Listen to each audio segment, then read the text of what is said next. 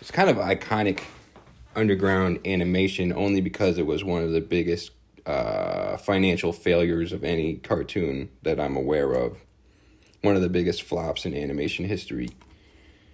But it's also awesome. So it's called Rock and Rule. It's like a science fiction rock opera.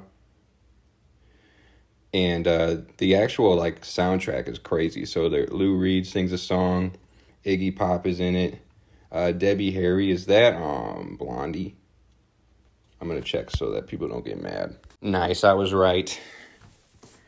Dating females has paid off once again. Knowing who Debbie Harry is. No, she's a badass. But so this movie, it's like a animated rock opera where it's like kind of one of those movies about how post-apocalypse, like humans aren't there anymore. People are kind of like mutants. And then they're kind of like either mice or cats, but they're like anthropomorphic. And then there's other kind of weird creatures too. Like I said, it was a flop. I think probably because the soundtrack and like the stars in it were so famous.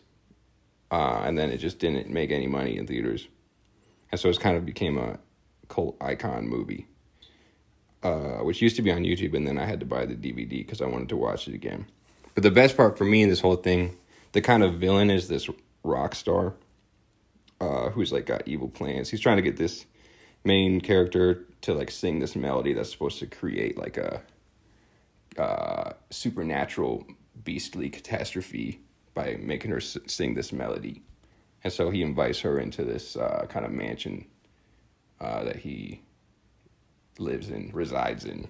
It's one of the coolest cartoon villains I've ever seen, to be honest.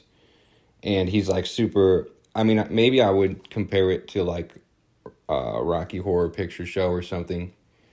It's funny, he's like super gay coded, just in that he's kind of like hair metal fabulous. And his costume changes. It's an animation, but his different costumes in it are like you can't look away from them because of how like crazy he looks.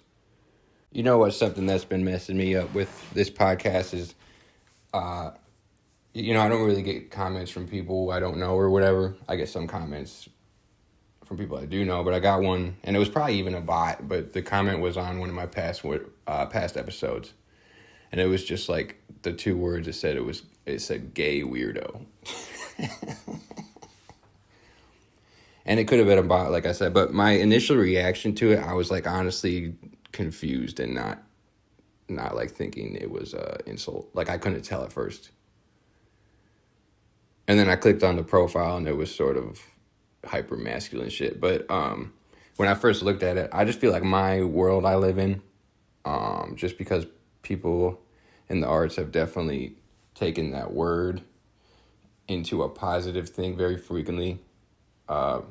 Weirdo, but also like gay too. Like it's proclaimed as a positive. Whereas when I was growing up, straight people would call each other gay to make fun of each other. And now, gay people keep on calling me gay. And I'm like, I thought I got out of this. I thought I was done with this.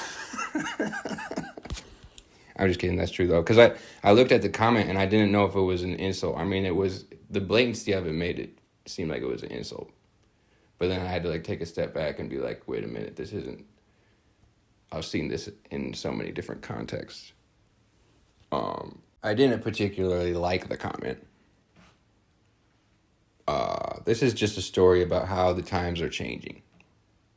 The times they are changing, Bob Dylan. All right, so I feel like I really lost my train of thought there. I guess I can move on. Rock and Rule, I would find even just clips on YouTube and check that villain out because it's literally the coolest villain I've ever seen in a cartoon. And he's got like different costumes. And you can't look away from him. Maybe the reclaiming of gay or whatever has made the problem of the gay-coded villain disappear.